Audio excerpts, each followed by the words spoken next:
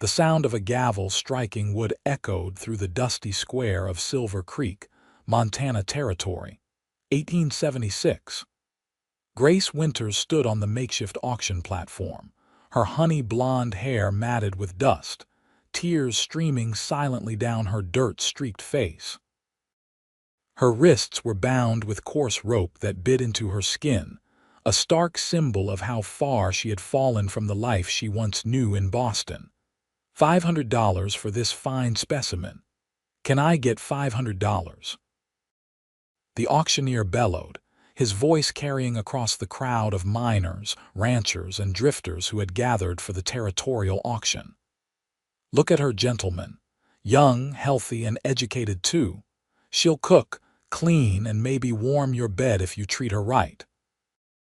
Crude laughter rippled through the crowd. Grace closed her eyes, unable to bear the leering faces. 3 weeks ago, she had been traveling west with her uncle, her only living relative, to start a new life after her parents' death from influenza. Then came the ambush, ruthless bandits who killed her uncle and took everything they owned. They'd sold her to a slave trader who didn't care that indentured servitude was illegal in most territories. Here in this lawless frontier town, no one seemed to care about such legal distinctions. 500. Do I hear 550? The auctioneer's voice cracked like a whip in the afternoon heat.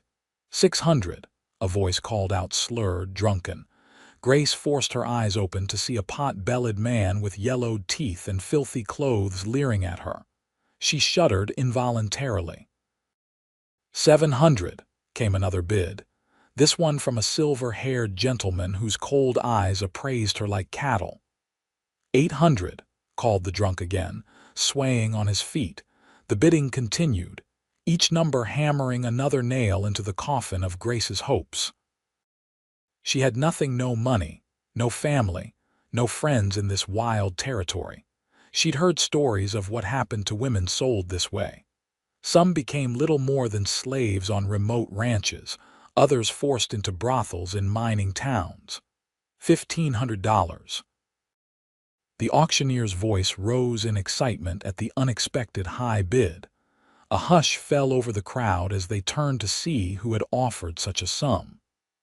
Grace followed their gaze, her tear-filled eyes settling on a tall figure at the back of the gathering. The man stepped forward, the crowd parting for him like water. His face was partially shadowed by a wide-brimmed hat, but Grace could see the strong line of his jaw, covered in a few days' worth of stubble. He wore a simple cotton shirt under a leather vest, well-worn denim pants, and boots that had seen many miles. A gun belt hung low on his hips, the weapon nestled in its holster gleaming in the sunlight. 1,500 going once. The auctioneer called, looking around eagerly for a higher bid. 2,000, shouted the silver-haired man, his face flushed with anger. The newcomer's expression didn't change. He simply reached into his vest pocket and pulled out a small leather pouch. 3,000, he said, his voice deep and steady. The crowd gasped. $3,000 was a fortune in the territory, enough to buy a decent spread of land or a small business. 3,000 going once, going twice. The auctioneer's gavel hovered in the air, his eyes darting hopefully around the crowd. The silver-haired man glared but remained silent. Sold, to the gentleman in the back. Grace felt her knees weaken. What fate awaited her now? Would this stranger be kinder than the others who had bid on her, or had she merely been purchased by a man who could afford to pay more for his cruelties? The stranger approached the platform, boots kicking up small clouds of dust with each deliberate step. He handed the pouch to the auctioneer, who quickly counted the money with greedy fingers. All here, the auctioneer confirmed, handing Grace's rope to her new owner. The man took the rope, but immediately produced a knife from his belt. Grace flinched, drawing back as far as her restraints would allow. Instead of threatening her, however, he sliced through the bonds on her wrists in one swift motion. "My name is Finn Callahan," he said, his voice low enough that only she could hear. His eyes, a striking shade of blue that reminded Grace of the ocean she'd left behind in Boston, met hers directly. "And from this moment on, you'll only know joy." Grace stared at him, uncomprehending. The man Finn gently placed his jacket around her shoulders. "Come with me, miss," he said, louder now for others to hear. "My wagon's this way." Still stunned, Grace followed him through the parting crowd. Some men muttered disapprovingly, others watched with obvious envy. The silver-haired man who had bid against Finn stared at them with open hostility. "You can't just free her, Callahan," he called out. "That's not how things work here." Finn turned slowly, his hand resting casually near his holster. "I paid for her fair and square, Harrison. What I do with my property is my business." The man named Harrison spat on the ground but made no move to stop them. Finn guided Grace to a wagon hitched to two strong horses at the edge of town. "Get in," he said, helping her up to the seat. "We need to put some distance between us and Silver Creek before nightfall." Grace found her voice at last. "Why?" she asked, her throat dry and scratchy from crying. "Why did you do that?" Finn climbed up beside her and took the reins. "No decent person should be sold like cattle," he said simply. He clicked his tongue and the horses started forward, the wagon wheels creaking beneath them. "But the money, $3,000. "Just money," Finn replied, keeping his eyes on the road ahead. "I've been saving for years. Was going to buy more land, expand my ranch." He glanced at her. This seemed more important. "What do you want from me?" Grace asked, still suspicious despite his kind words. Men didn't spend fortunes on women without expecting something in return. "Nothing," he said. "Once we're far enough from town, you can decide where you want to go. I'll help you get there safely." Grace stared at his profile as he guided the horses onto the main trail heading west. His features were weathered by sun and wind, but he couldn't be much past 30. There were fine lines at the corners of his eyes that suggested he smiled often, though his expression now was serious. "I have nowhere to go," she admitted quietly.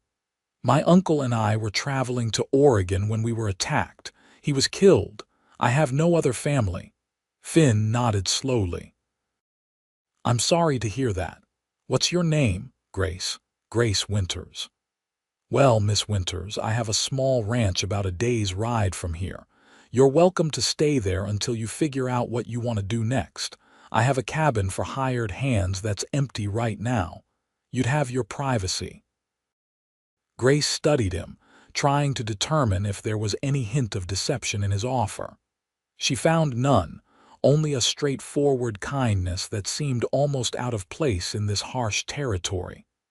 "Thank you, Mr. Callahan," she finally said. "I don't know how I'll ever repay you." "Finn," he corrected. "And there's no debt. I did what any decent person would do." As the wagon rolled away from Silver Creek, Grace felt something she hadn't experienced since the ambush that had claimed her uncle's life, a small flicker of hope. She didn't know what the future held, but for the first time in weeks, she wasn't facing it with complete despair. The rest of the day passed in relative silence as Finn guided the wagon along the trail. Occasionally, he would point out landmarks or name distant mountains. Grace found his voice soothing, the casual conversation helping to ease her anxiety. As dusk approached, he pulled the wagon off the main trail. "We'll camp here for the night," he said, stopping near a small stream. "There's good water and enough shelter from the wind." Grace watched as Finn efficiently set up camp, unloading bedrolls and starting a small fire. He moved with the easy confidence of a man accustomed to life on the trail. "Are you hungry?" he asked, rummaging in a provision box in the back of the wagon. Grace nodded, suddenly aware of the hollow feeling in her stomach. She couldn't remember the last time she'd had a proper meal. Finn produced some dried beef, beans, and a small sack of cornmeal. It's not fancy, but it'll fill your belly, he said, beginning to prepare a simple stew. Can I help? Grace asked, stepping closer to the fire. Finn looked up, seeming surprised by the offer. Sure, you can cut up these potatoes if you'd like. Grace took the knife he offered and began to work, grateful for the task. The simple act of preparing food made her feel human again after weeks of being treated like property. Were you really planning to buy land with that money? She asked after a while. Finn nodded, stirring the pot of beans. Been saving for 5 years. My place is small, just enough for me and a few dozen head of cattle. Always wanted to expand, he shrugged. Land will still be there next year, or the year after. I can't imagine having that much money, let alone giving it away, Grace said quietly. Money's just a tool, Miss Winters. Sometimes there are more important things. He looked up at her. Like human dignity, Grace felt a lump form in her throat. My uncle used to say something similar. He was a good man. Sounds like he was, Finn agreed.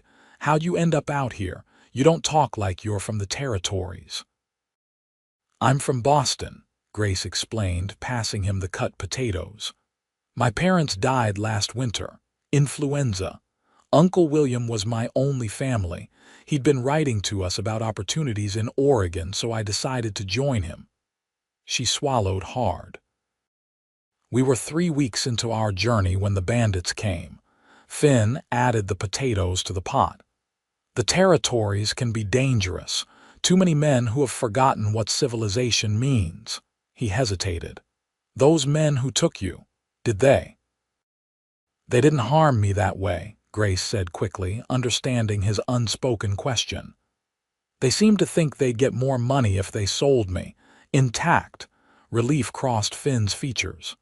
Small mercies, I suppose. He stirred the stew again. This'll be ready soon. There's coffee, too, if you'd like some. They ate in comfortable silence as darkness settled around them. The stew was simple, but the most delicious thing Grace had tasted in weeks. After they'd finished, Finn showed her where she could wash up at the stream. I'll sleep on this side of the fire, he said when she returned, indicating one of the bedrolls he'd set up. You take the other.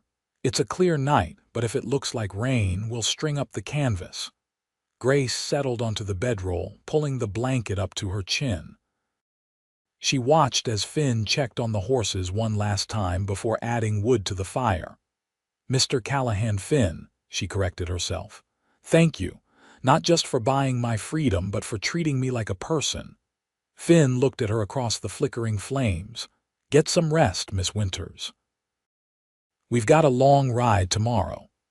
Grace closed her eyes, listening to the crackling fire and the soft sounds of the night.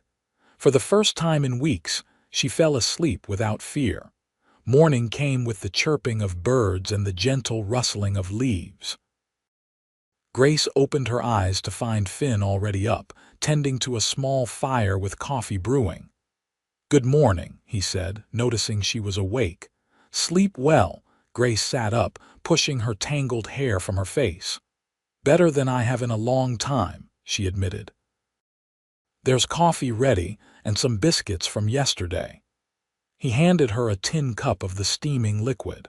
We should reach my place by nightfall if we make good time. Grace accepted the cup gratefully, wrapping her hands around its warmth. The morning air was crisp, carrying the scent of pine and earth.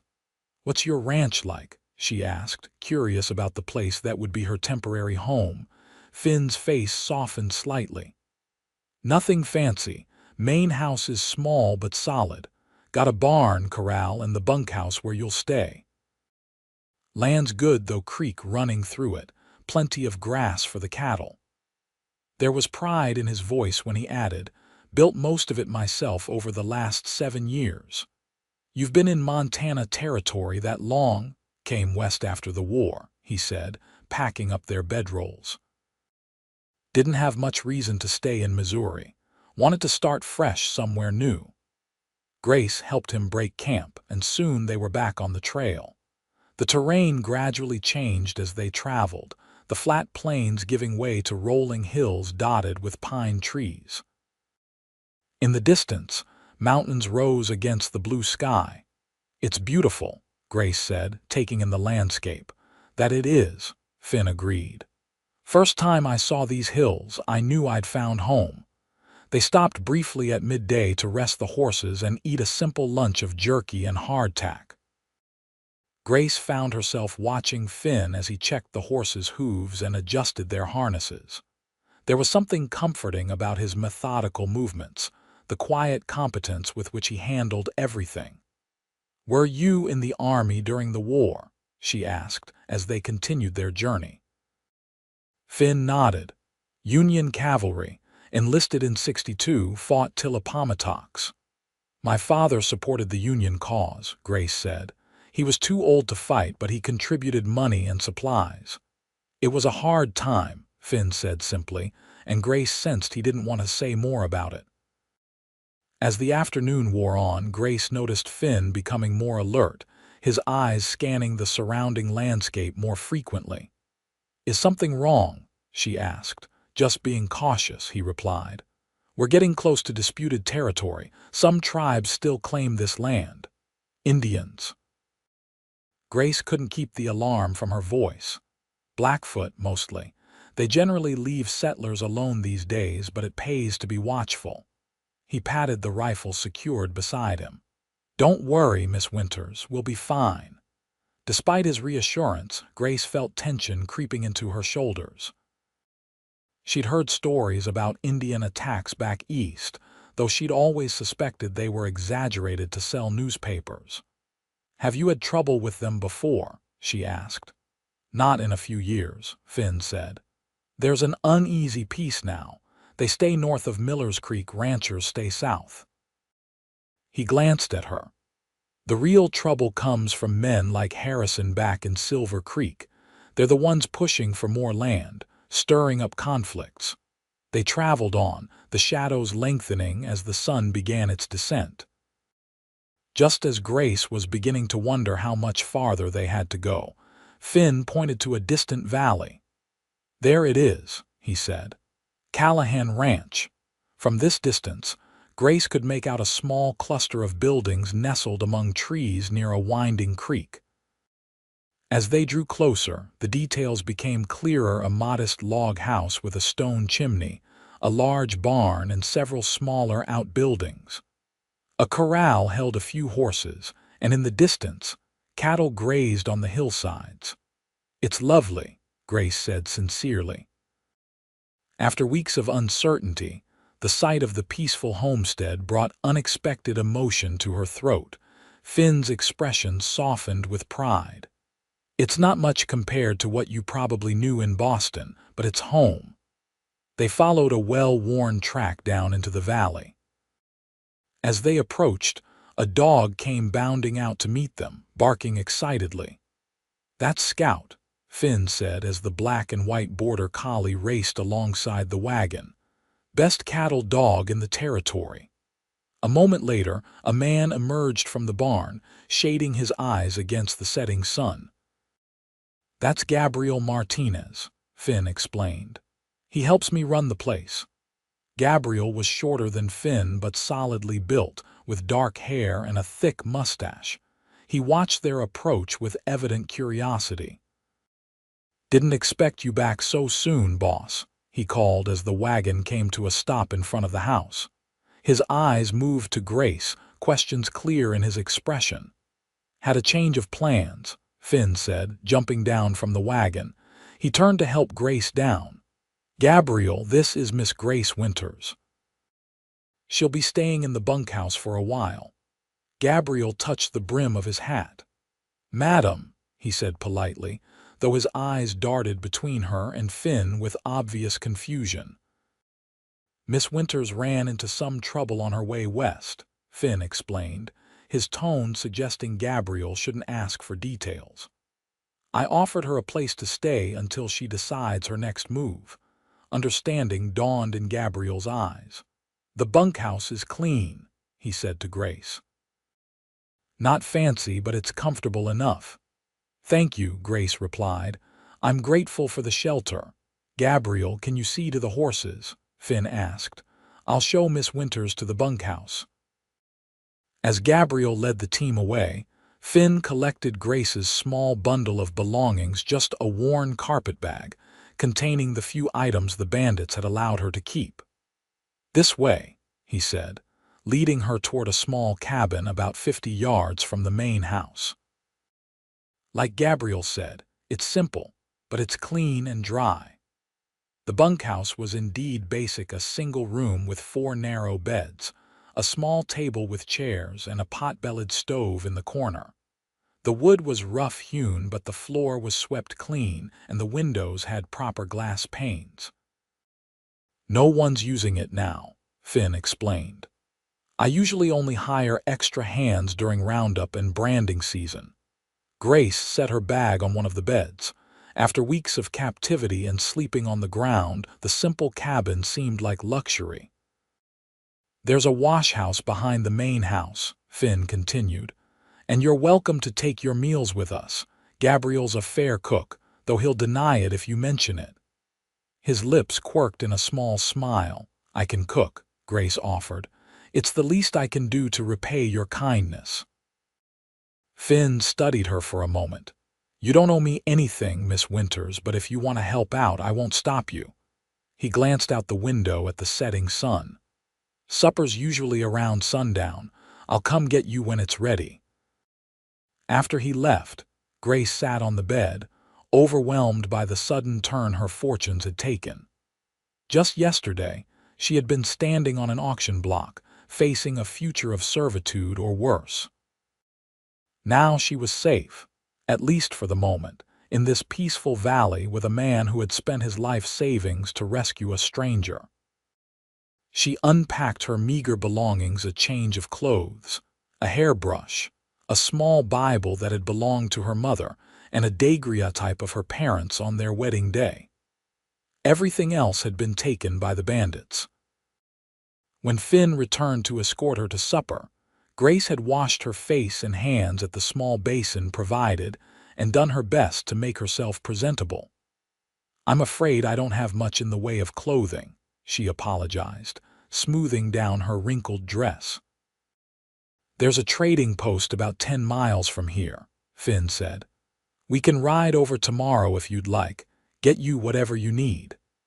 The main house was simply furnished but comfortable, with solid wooden furniture and a large stone fireplace. The main room served as both kitchen and dining area, with a couple of doors leading to what Grace assumed were bedrooms. Gabriel was setting a pot of stew on the table when they entered. He nodded politely to Grace, but seemed unsure how to interact with her. "Smells good," Finn commented, pulling out a chair for Grace. The meal was simple but hearty: venison stew, cornbread, and coffee. The men ate with the focused efficiency of those who viewed food primarily as fuel, but they answered Grace's tentative questions about the ranch and the surrounding area. "Been a good year so far," Gabriel told her.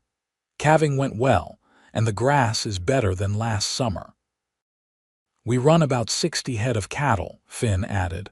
"Small operation compared to some, but the quality's good. We've been building up the herd each year." As they ate, Grace studied the two men.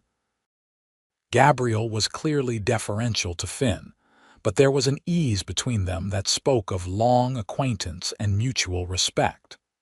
They moved around each other with the comfortable familiarity of men who had worked together for years. After supper, Gabriel excused himself to check on a new calf born the previous day. Finn poured another cup of coffee and sat back in his chair. "Tomorrow I'll show you around the place," he said. "Let you get your bearings." "I'd like that," Grace replied, "and I meant what I said about helping." "I'm not afraid of work." Finn nodded slowly. "I believe that, but take a few days to rest first. You've been through a lot." Grace wrapped her hands around her coffee cup. "May I ask you something?" "Of course." "Why did you really do it?" "Buy my freedom, I mean. $3,000 is. It's a fortune." Finn was quiet for a long moment, his eyes fixed on some middle distance. When he finally spoke, his voice was low. I had a sister, Fiona. She was 2 years younger than me. When I went off to war, she stayed behind with our parents in Missouri. He took a breath. In '63, raiders came through our town. Bushwhackers, they called themselves. Fighting for the Confederacy, they said, but they were just thieves and murderers. Grace sat very still, sensing the weight of what he was about to tell her. They killed my father when he tried to protect our farm. Took my mother and Fiona. His jaw tightened. By the time word reached me and I got leave to go home, it was too late. Found my mother's body in a ditch outside of town. Never found Fiona.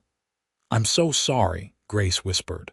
Later I heard stories about women being sold to brothels or to men in remote places who wanted wives but couldn't find willing ones. He finally looked at her directly. When I saw you on that platform, I couldn't walk away, not again. Grace felt tears well in her eyes. Thank you for telling me. Finn cleared his throat, clearly uncomfortable with having revealed so much. It's getting late. I should let you get some rest. He walked her back to the bunkhouse, carrying a lantern to light their way. At the door, he handed her the light. If you need anything in the night, the main house is right there. Don't hesitate to come knock. Thank you, Finn, for everything. He nodded once, then turned and walked back toward the house, his tall figure soon swallowed by the darkness. Grace closed the door and prepared for bed, her mind spinning with all that had happened. As she lay in the narrow but comfortable bed, listening to the unfamiliar sounds of the Montana night, she thought about Finn Callahan and the tragedy that had shaped him. Perhaps that explained the sadness she sometimes glimpsed behind his eyes, the careful way he kept people at a distance. Sleep came easier than she expected, deep and dreamless in the safety of her new sanctuary. The following days established a routine that Grace found comforting after the chaos and uncertainty of recent weeks. True to his word, Finn took her to the trading post, where he insisted on purchasing fabric for new dresses, undergarments, a sturdy pair of boots, and other necessities. You can't work around a ranch in city clothes, he said when she protested the expense. The trading post was run by a gruff but kind-hearted couple named Frank and Martha Sullivan. Martha's eyes had widened when Finn briefly explained that Grace was staying at his ranch after losing her uncle during their journey west. Poor dear, Martha had said, pulling Grace aside while Finn discussed cattle prices with Frank. You're lucky Finn found you. He's a good man if a bit closed off. She lowered her voice further. Handsome too, though I reckon you've noticed that. Grace had blushed and changed the subject, but she couldn't deny that Martha was right. There was something undeniably attractive about Finn Callahan, with his quiet strength and unexpected kindness. But she quickly pushed such thoughts aside. Her situation was precarious enough without developing feelings for her rescuer. Back at the ranch, Grace insisted on making herself useful. She took over much of the cooking, using the skills her mother had taught her to prepare meals that soon had both men looking forward to mealtimes. She learned to tend the kitchen garden, gathered eggs from the small chicken coop, and even helped Gabriel mend fences when an extra pair of hands was needed. Finn was often busy with ranch work, but he made time each evening to check on her, sometimes bringing small gifts, a book from his modest collection, wildflowers he'd picked while checking on distant cattle, or berries he'd gathered from bushes along the creek. One evening about 2 weeks after her arrival, Grace was hanging laundry behind the bunkhouse when Finn approached, leading his horse. I need to ride out to check the north pasture, he said. Thought you might like to come along. It's a pretty ride, and you haven't seen that part of the ranch yet.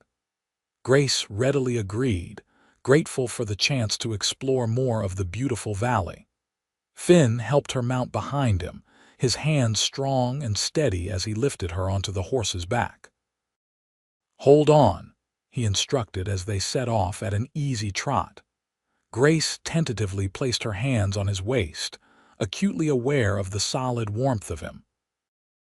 As they rode up into the hills, the landscape opened before them, rolling meadows dotted with wildflowers, stands of pine trees, and in the distance, the snow-capped peaks of mountains. "It's breathtaking," she said as they paused at the top of a rise. Finn glanced back at her, a small smile touching his lips. "Worth saving for, isn't it?" They dismounted near a creek to let the horse drink. Finn spread his coat on a flat rock for Grace to sit on, then sat beside her, both of them gazing out over the valley below. "How did you find this place?" Grace asked. "Luck, mostly," Finn replied. "Was working as a trail hand after the war, driving cattle up from Texas. Passed through this valley and couldn't get it out of my mind. Came back the next year with what savings I had and staked my claim. You've built something wonderful here." Finn looked at her, his blue eyes searching her face. "It's been lonely at times," he admitted. "Worth it, but lonely." "You have Gabriel," Grace pointed out. "Gabriel's a good man, a good friend, but he has family over in Helena he visits when he can. Talks about saving enough to buy his own place someday." Finn picked up a small stone and tossed it into the creek. Can't blame him for wanting more. Grace was struck by the hint of vulnerability in his voice. This strong, capable man who had faced war and wilderness was, at heart, as susceptible to loneliness as anyone. "What about you?" he asked after a moment. "What did you want from life before? Before everything changed?" Grace considered the question. "I never really thought about it much. In Boston, my future seemed predetermined. I'd marry someone from a good family, have children, maintain a respectable home." She smiled ruefully. "My mother was already introducing me to suitable young men before she fell ill. And now. Grace looked out over the valley, feeling the warm Montana sun on her face and the cool breeze in her hair. "Now I think I want something different, something more authentic." Finn nodded slowly as if her answer satisfied something in him. They sat in companionable silence for a while longer before remounting and continuing their inspection of the north pasture. As they rode back to the ranch house, Grace found herself reluctant for the outing to end. There was something magical about this day, this moment, riding through the golden afternoon light with Finn's solid presence in front of her. The next morning, Gabriel announced that he needed to make a trip into town for supplies and to send some letters. He would be gone overnight. "You'll be all right here?" he asked Grace, glancing between her and Finn with what might have been concern or perhaps something else entirely. "Of course," Grace assured him. "I have plenty to keep me busy." After Gabriel departed, Grace spent the morning baking bread and preparing a stew for dinner. Finn was out checking fences but returned at midday, bringing with him a brace of rabbits he'd shot. "Thought these might make a good supper," he said, hanging them from a hook on the porch. "I'll clean them," Grace offered. She had watched Gabriel dress game several times and felt confident she could manage the task. Finn raised an eyebrow but nodded. "I'll be in the barn if you need help." Grace set to work with determined concentration, wanting to prove her usefulness. She was so focused on her task that she didn't notice the approaching riders until they were nearly at the house. Looking up, she saw 3 men on horseback coming down the trail. Something about their appearance sent a chill through her. They rode with a loose, arrogant posture that reminded her uncomfortably of the men who had attacked her uncle's wagon. Setting aside the knife, Grace quickly wiped her hands and hurried toward the barn. Finn was inside, repairing a saddle. "Riders coming," she said, trying to keep her voice steady. 3 men. Finn was on his feet immediately, reaching for the rifle that was never far from his side. "Stay in here," he instructed, moving to the barn door. From her position just inside, Grace could see Finn standing on the threshold, rifle held casually but ready. The three riders pulled up in front of the house, looking around with the calculating gaze of predators. "Afternoon," Finn called, his voice neutral but carrying a clear warning. "Something I can help you with," the leader, a lean man with a scar running down one cheek, smiled without warmth. "Just passing through looking for work. Heard you might be hiring." "Heard wrong," Finn replied. "Don't need any hands right now." The scarred man's eyes drifted past Finn to where Grace stood partially visible in the barn shadows. His smile widened, showing yellowed teeth. "That's a shame. Looks like you've got yourself a pretty little setup here." He nodded toward Grace. "Real pretty." Finn shifted slightly, blocking the man's view. "Like I said, I'm not hiring. Best move on." The second rider, a heavyset man with a bushy beard, spat tobacco juice onto the ground. "Ain't very hospitable, are you? Most folks offer travelers a drink at least." "I'm not most folks," Finn said evenly. "And you boys don't look like you're just passing through." The third rider, who had remained silent until now, laughed a harsh, grating sound. "Smart man. Maybe too smart." Tension crackled in the air like lightning before a storm. Grace held her breath, one hand pressed against her mouth to stay silent. "I'll say it one more time," Finn said, his voice dropping to a dangerous quiet. "Move on. Now." The scarred leader stared at Finn for a long moment, then at the rifle in his hands. Whatever he saw in Finn's stance or expression must have convinced him this wasn't a fight worth having, at least not yet. "Sure thing, mister. No offense meant." He gathered his reins. "We'll be seeing you around." The three men turned their horses and rode away, but not before the leader looked back over his shoulder, his eyes finding Grace in the barn shadows. The look he gave her made her skin crawl. When they were out of sight, Finn lowered his rifle and came to Grace's side. "You all right?" She nodded, though she was trembling slightly. "Who were they?" "Trouble," Finn said grimly. "Drifters, most likely, men who live by taking what isn't theirs." He guided her out of the barn, keeping a watchful eye on the trail. "They won't come back today, but they've marked this place now. We'll need to be careful." That night, despite Finn's assurances that the men wouldn't return immediately, he insisted Grace stay in the main house rather than the bunkhouse. "You can take my room," he said. "I'll sleep out here by the fire." Grace wanted to protest, but could see the determination in his eyes. The encounter had shaken her more than she wanted to admit, bringing back the terror of the ambush that had claimed her uncle's life. Finn's bedroom was as straightforward as the man himself, a simple bed with a patchwork quilt, a chest of drawers, and a small table with a lamp. The only personal touches were a bookshelf filled with well-worn volumes and a small framed photograph on the dresser. Grace picked up the photograph, recognizing a younger Finn in a Union cavalry uniform. Beside him stood a pretty young woman with the same blue eyes as his Fiona, she realized, his lost sister. She carefully replaced the photograph and prepared for bed, borrowing one of Finn's shirts to sleep in since her nightgown was still in the bunkhouse. The shirt smelled of him leather, pine, and something indefinably masculine that made her heart beat a little faster. Sleep was elusive that night. Grace lay awake listening to the occasional creak of floorboards as Finn moved about in the main room, checking windows and doors. His vigilance both comforted and concerned her. Would those men return? And if they did, what would happen?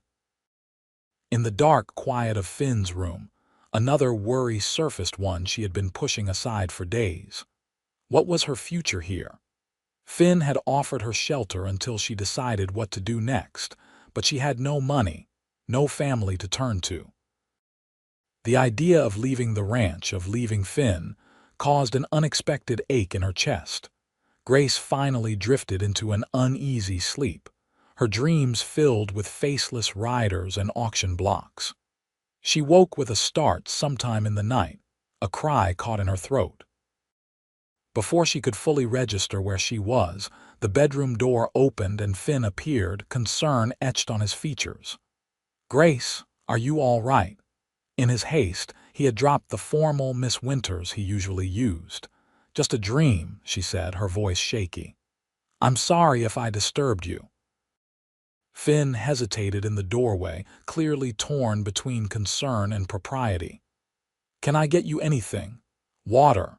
Grace shook her head, then changed her mind. "Actually, would you just sit with me for a moment?" He nodded, entering the room but leaving the door open behind him, a concession to propriety. He perched awkwardly on the edge of the bed, his tall frame looking out of place.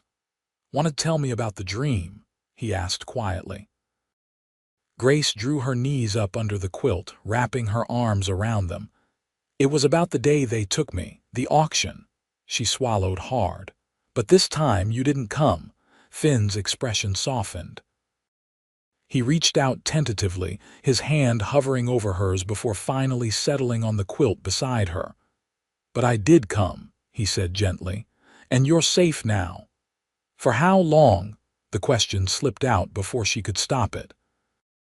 Finn looked at her for a long moment, his blue eyes serious in the dim light. "For as long as you want to be," he said finally.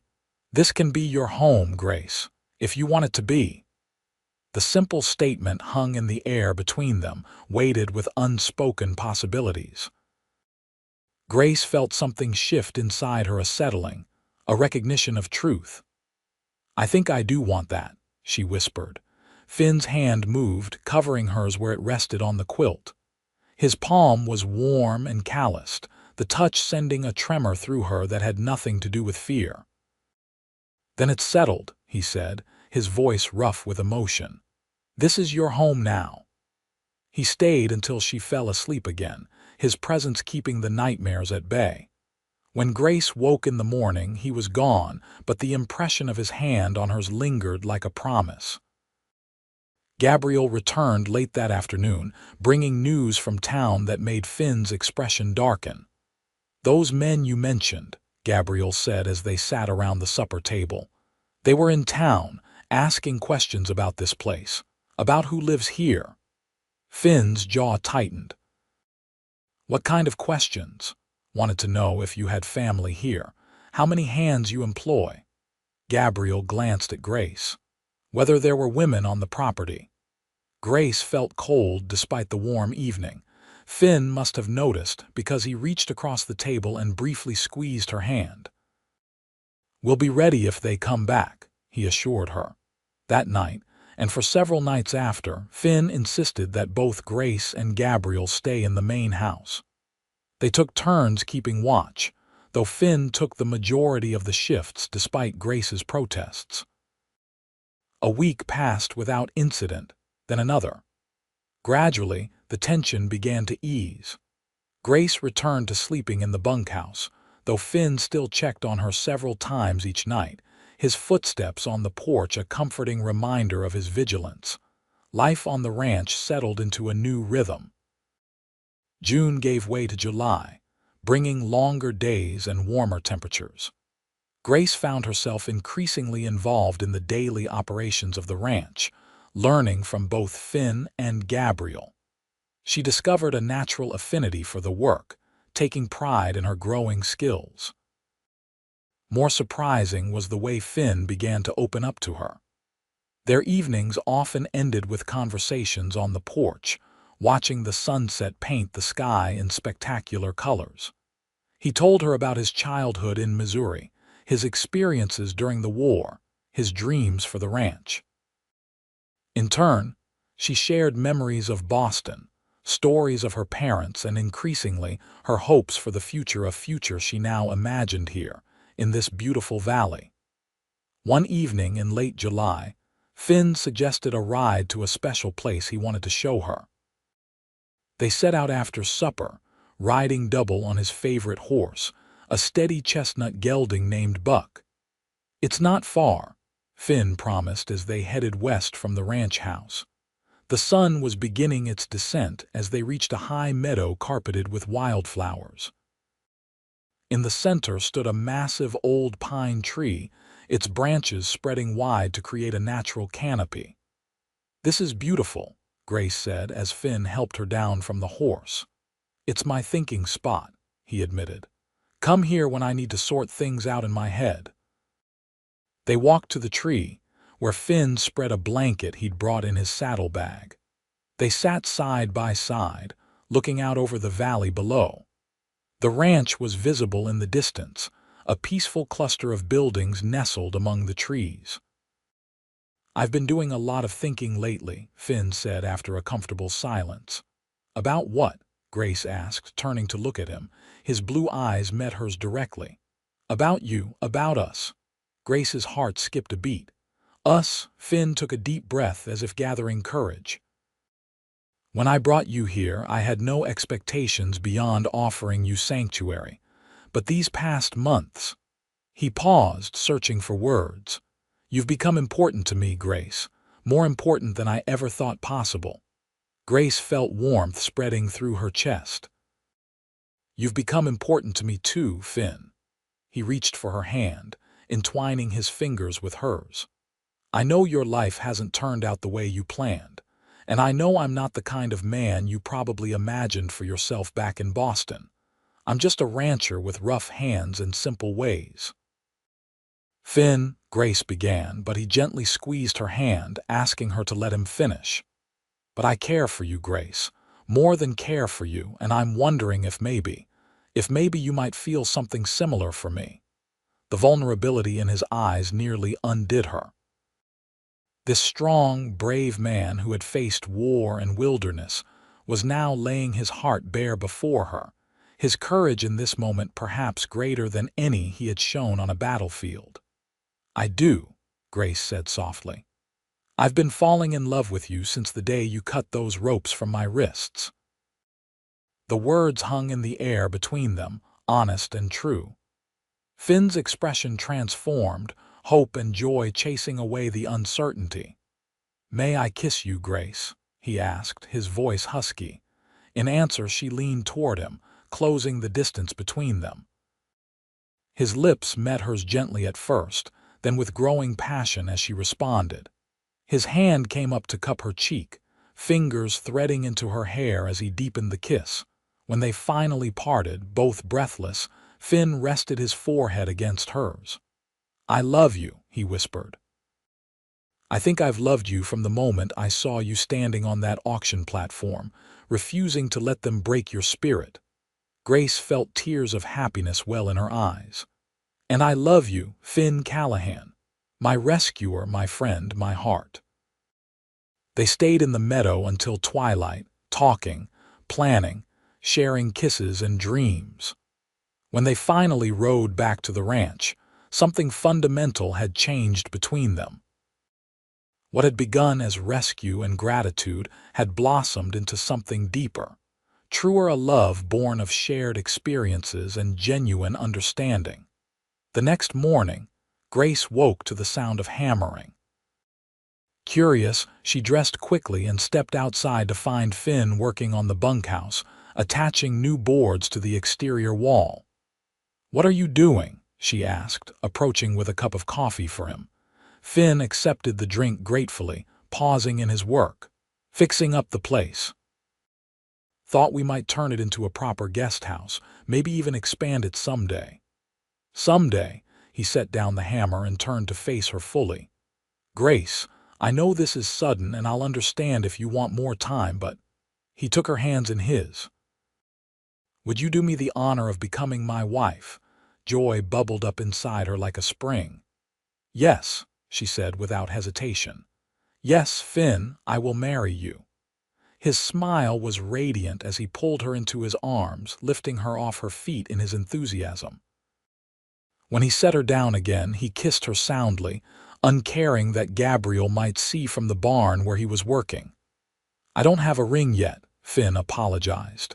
"But next time I go to Helena, I don't need a ring," Grace assured him. "Just you."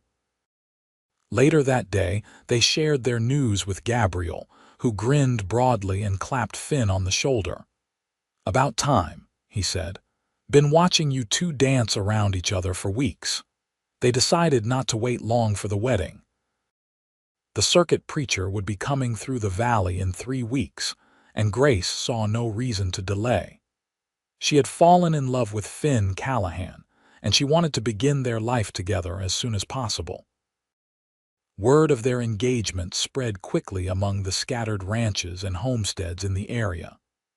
Martha Sullivan from the trading post immediately took it upon herself to help Grace prepare, offering fabric for a wedding dress and promising to order special items from Helena.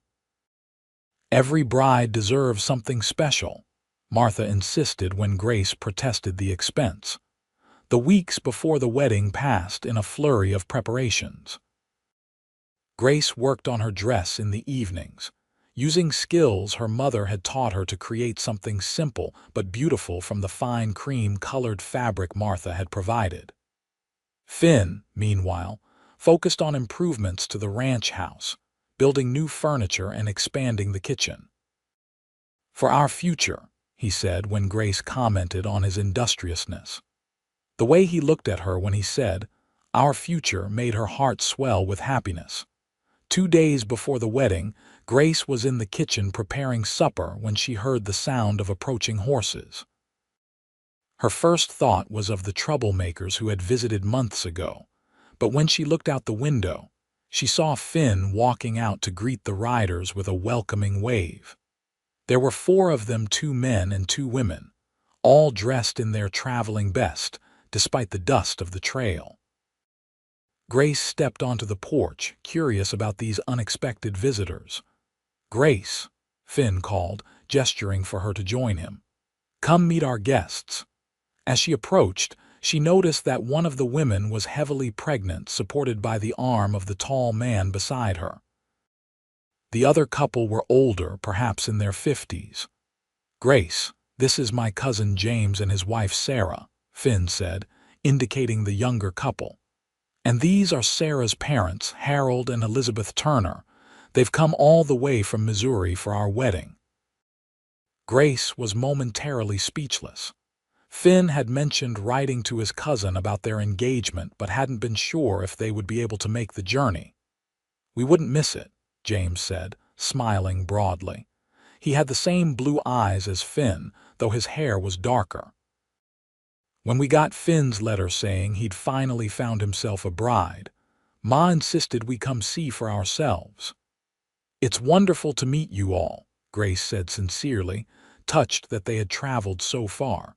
Sarah stepped forward, one hand resting on her rounded belly. "I'm so glad Finn's found someone," she said warmly. "He deserves happiness more than anyone I know." The arrival of family transformed the wedding from a simple ceremony into a true celebration. Harold and Elizabeth took to Grace immediately, treating her like a daughter they had known for years rather than days. Sarah, despite her advanced pregnancy, insisted on helping with the final preparations for the dress and the wedding feast. "Family takes care of family," she said simply when Grace protested that she should rest. The night before the wedding, Grace found herself sitting on the porch with Elizabeth while the men smoked and talked nearby. "Finn was always special," Elizabeth told her, her voice soft with memory. "Even as a boy, he had a kindness in him that set him apart. After the war, after what happened to his sister and parents, we feared that kindness might be lost." She patted Grace's hand. "But I can see it's still there when he looks at you." Grace swallowed past the lump in her throat.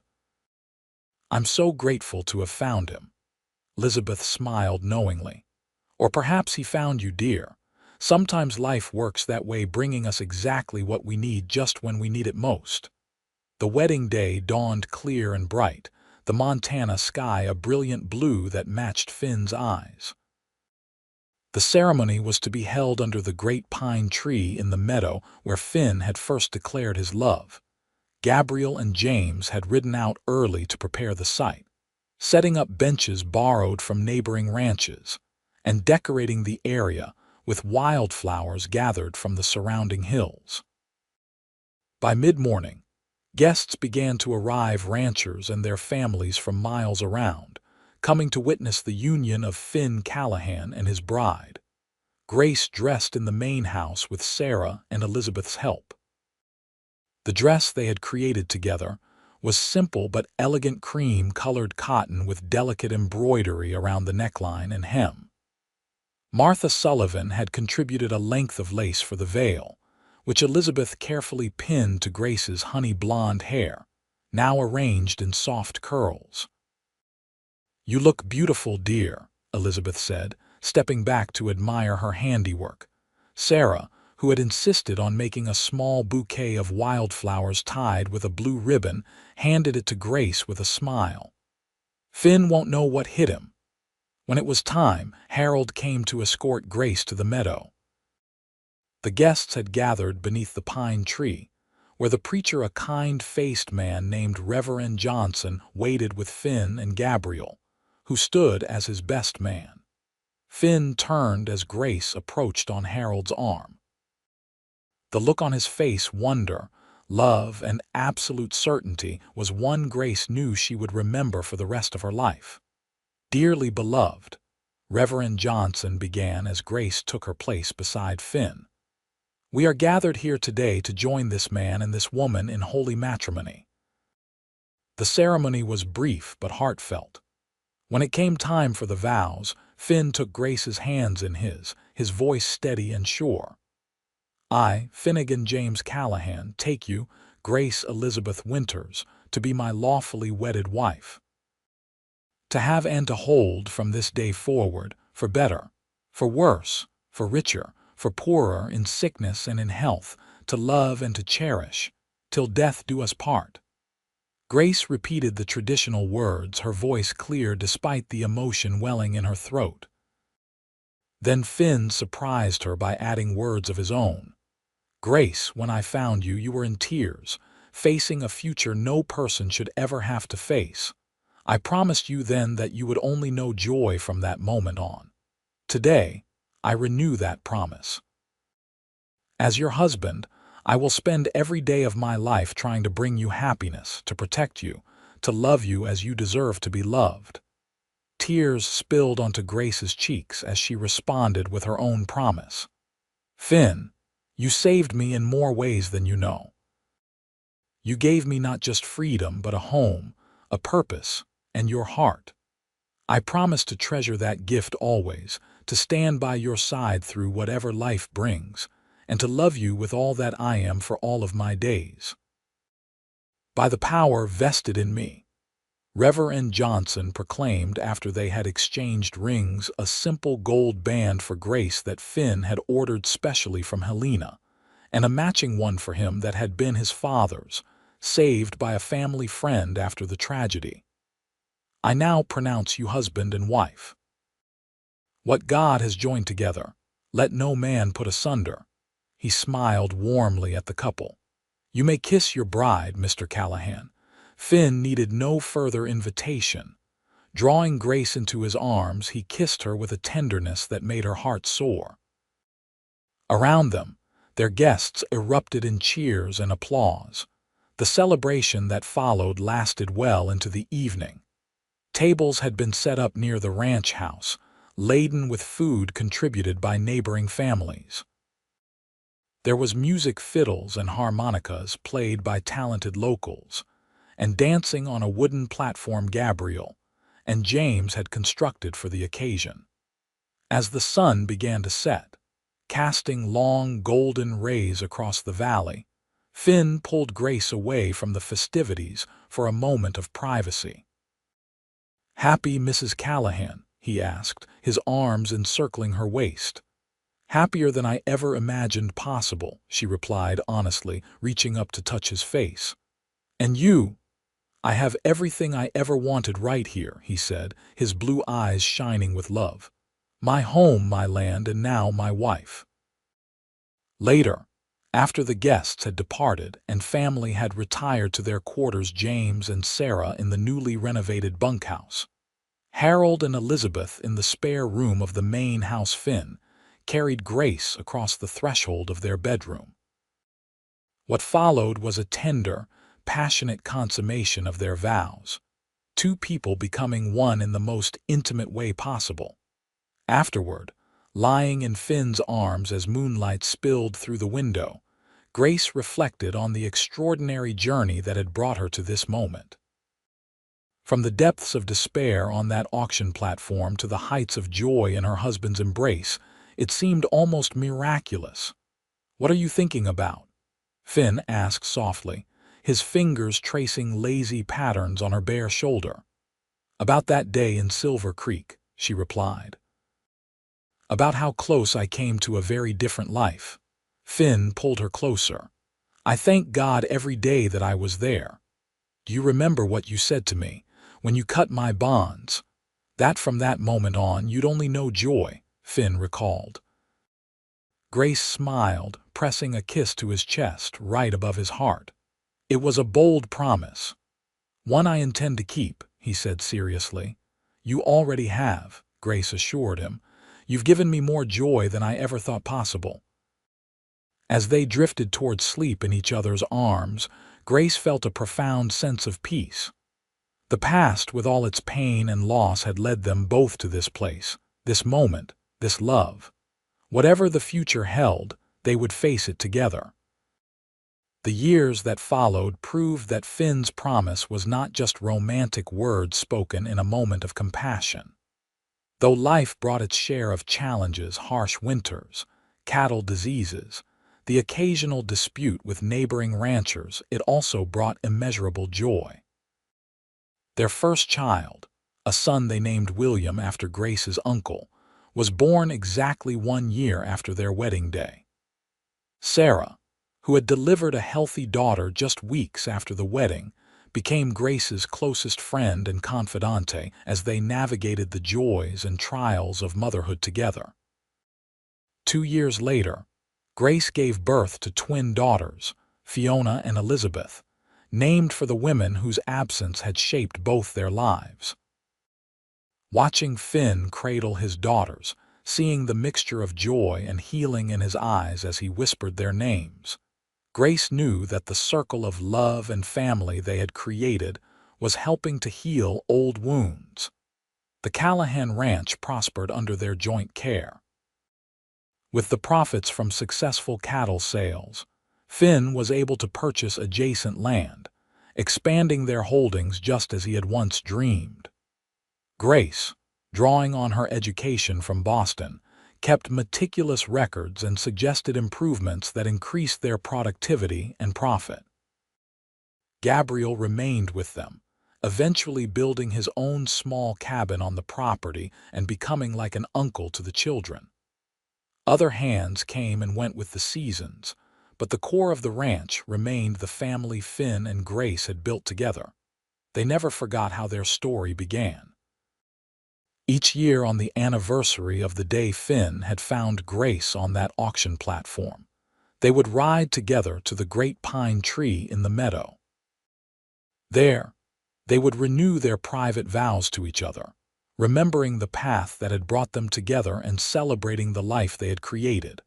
On their 10th anniversary, as they sat beneath the pine tree watching their children play among the wildflowers, Finn took Grace's hand in his. "Any regrets?" he asked, a question he posed every year on this day. And as she had 9 times before, Grace shook her head and smiled. "Not one," she replied, leaning against her husband's strong shoulder. "You kept your promise, Finn Callahan. You truly did. From tears to joy, that's the story of my life with you." Finn's arm tightened around her as they watched William help his little sisters gather flowers for crowns, their laughter carrying on the Montana breeze. Around them, the land they loved stretched in all directions, a testament to hard work, perseverance, and the power of love to transform lives. "And may it always be so," Finn murmured, pressing a kiss to his wife's temple. "For all our days to come." In the golden light of the setting sun, their silhouettes merged into one, the cowboy and the woman he had saved, bound together not by ropes or auction blocks, but by a love that had begun with a promise and grown into a lifetime of joy.